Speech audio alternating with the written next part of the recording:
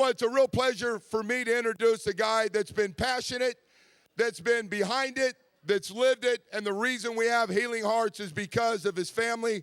Bob Resciniti. Bob, come on up. The president, he's got a message. Come on up, my man. We're getting ready to change everybody tonight a little bit. I hope you'll warn the first-timers, though, what this is like, please. Go ahead. Well, we'll wait and see. How's that? That sounds good.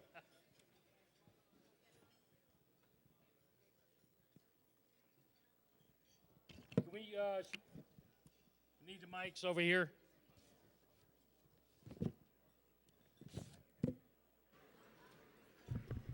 Can we shut all the doors in the back, please?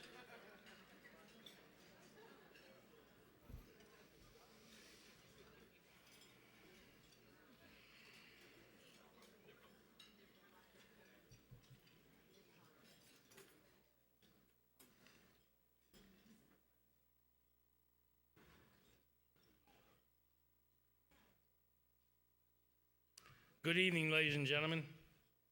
Can we turn the lights down in the whole room right now? And grab your glow sticks, but don't break them yet. Grab your glow sticks.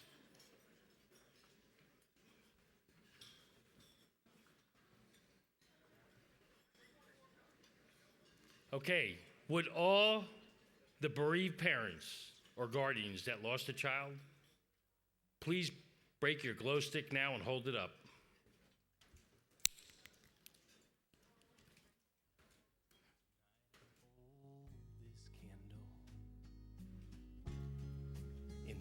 Would anyone who lost a sibling, a parent, or grandparent break your glow stick and hold it up? And keep them up.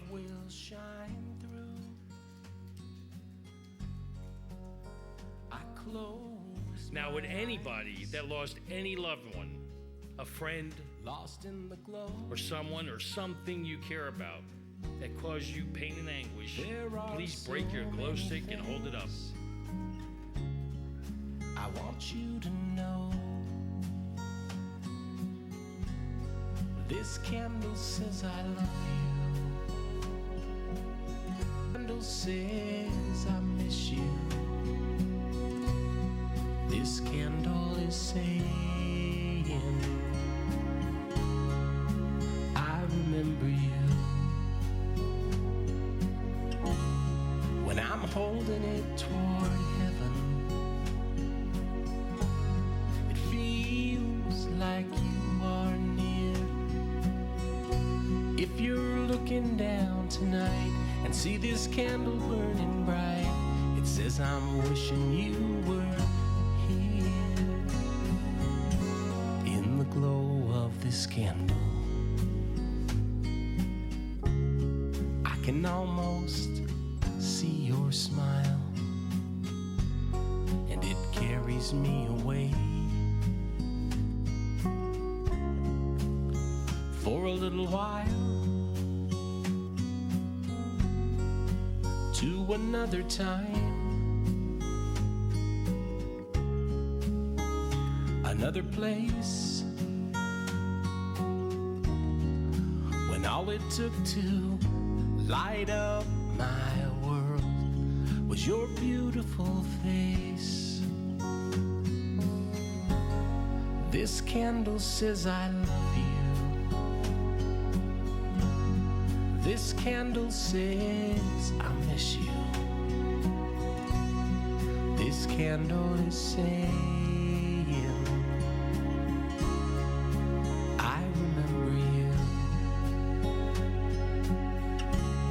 when I'm holding it toward heaven, it feels like you are near. If you're looking down tonight and see this candle burning bright, it says I'm wishing you were here.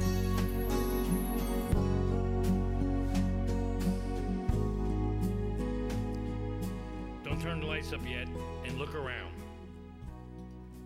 Look around, because you're not alone. There is not a person in this room, there is not a person in the state, country, or world that sometime in their life hasn't dealt with the hurt and pain associated with grief. Because, ladies and gentlemen, that is the price we pay for love. And when you hurt, when you love, you hurt, and there's no getting around it. You can turn the lights up now. Our foundation was built on the idea of helping the brokenhearted.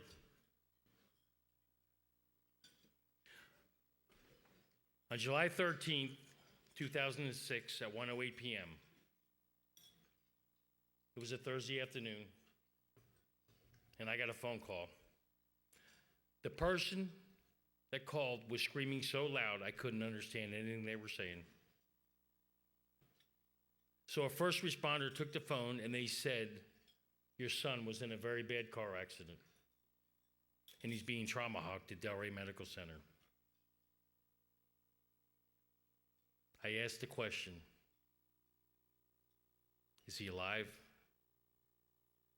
And she said, I think so. I called my wife and told her that Bobby was in a bad car accident and to meet me at the hospital. Alan Price drove me all the way from Miami to the hospital, which seemed like an eternity.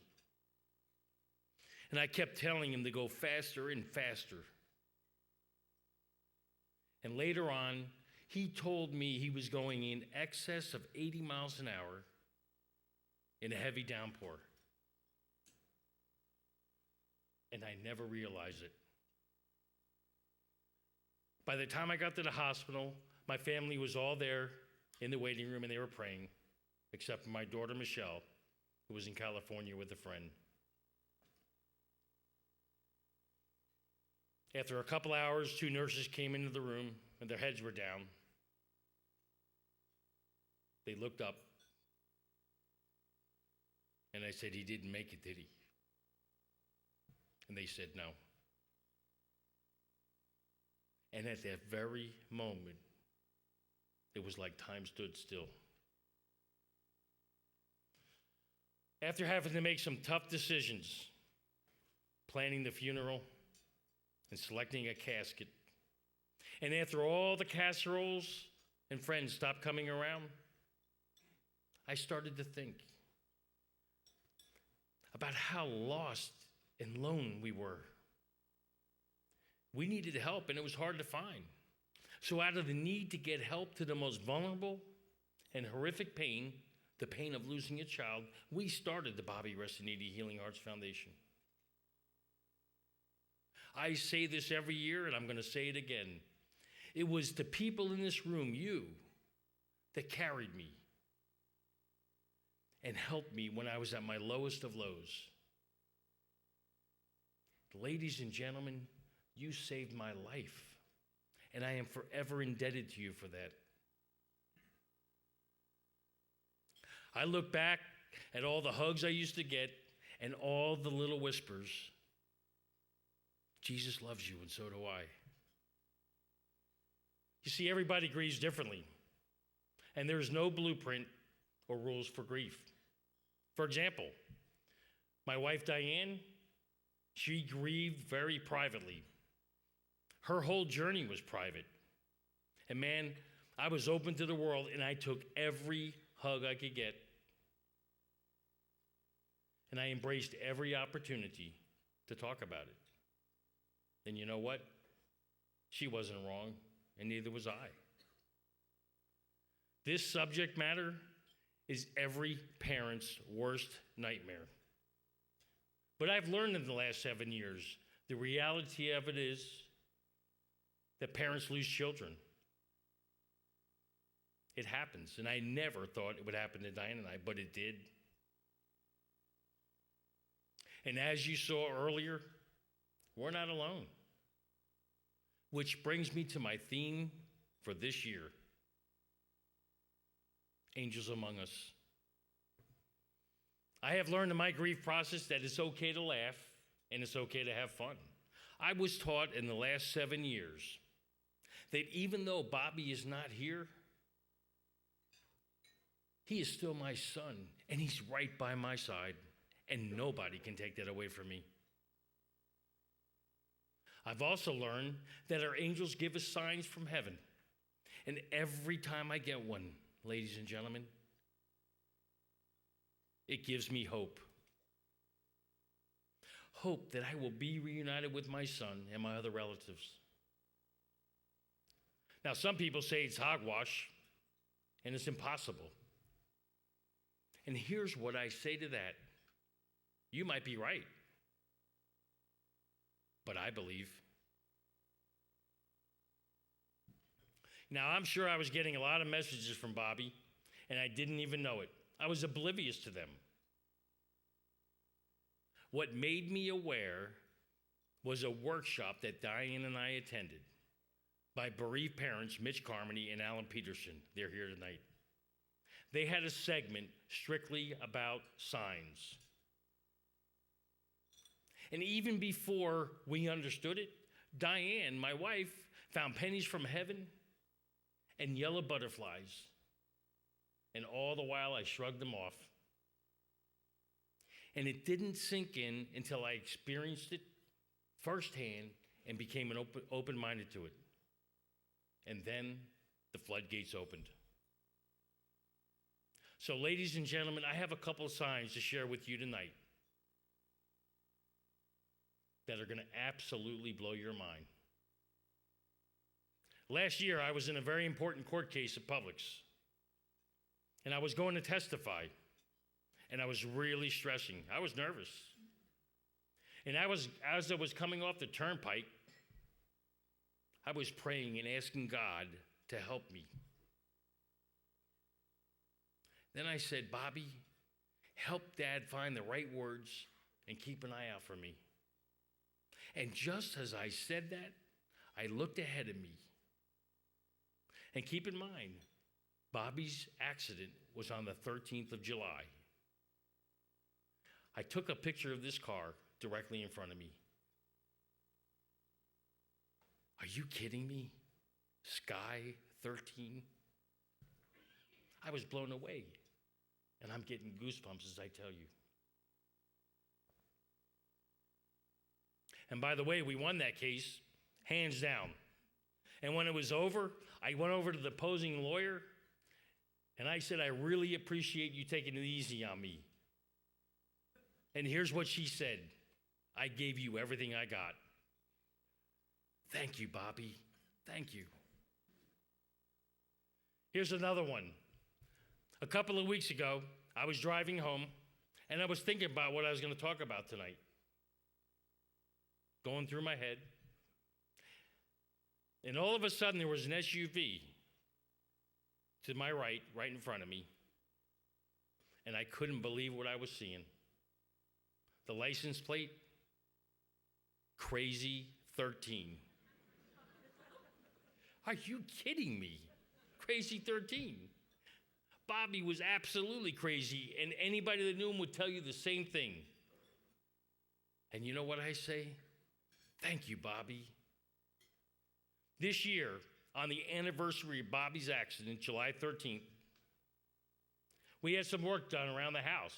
We had to pour a slab. So I called the concrete company up. And I said, we have to have the concrete pumped in. And he said, we have 3 guys we can choose from. I'll pick whoever's available. So he sent a guy named Tim. So he and his son came out. And when they were done, he handed me the bill. And the name on the bill was Tim Ferry. And I asked him, do you happen to know Tim Ferry, the motocross guy? And he said, yeah, he's my other son. My son Bobby's girlfriend is the cousin, Kate, my son Bobby's girlfriend Katie is Tim Ferry's cousin. He said, I know Katie. Katie's my niece, and I know Bobby. He's been in my house several times for barbecues. Are you kidding me? Now, what are the odds that on the anniversary of Bobby's accident, I randomly get someone over to the house to do work on us? I say it's another sign. Thank you, Bobby. That very same week, my wife Diane called me from work. She was excited, and she says, "You're not going to believe this." She was at her Publix, stocking the shelves, and we got new hot dogs and sausages in, and she said, "Guess what the dates on them are?" Take a look. July 13th, the date of Bobby's accident, and September 9th, Bobby's birthday. Now, some people say that these things are coincidence. Well, I call them small miracles. Now, look at this.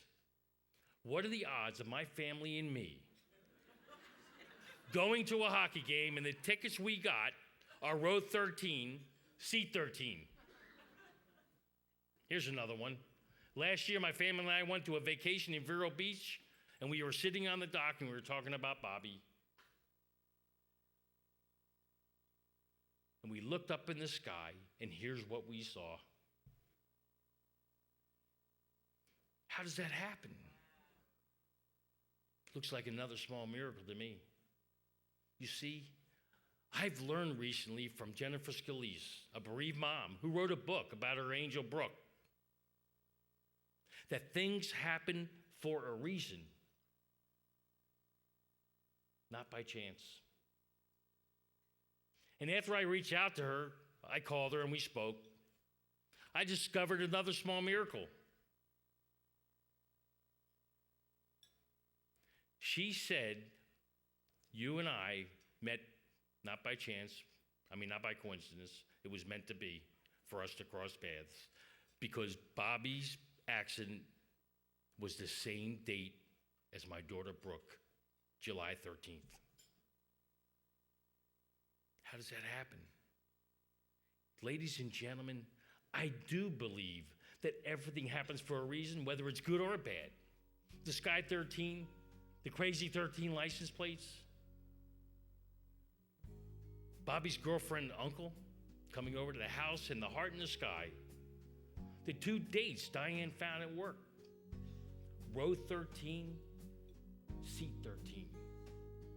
And there's so many others I can't even mention. These are not coincidences. They are signs from my angel that say, "Dad, I am right here with you, and I am right by your side." And these small miracles, ladies and gentlemen, they give me hope. So I do believe in miracles. And for all the naysayers and non-believers that say I need proof, I have it. It's documented and it's real. And you know what? That's all I need. So if you have hope and believe that your angel is not that far away, then it will make your grief journey just a little bit easier. Because there are angels among us. And every time I get a sign, I say, "Thank you, Bobby. Thank you."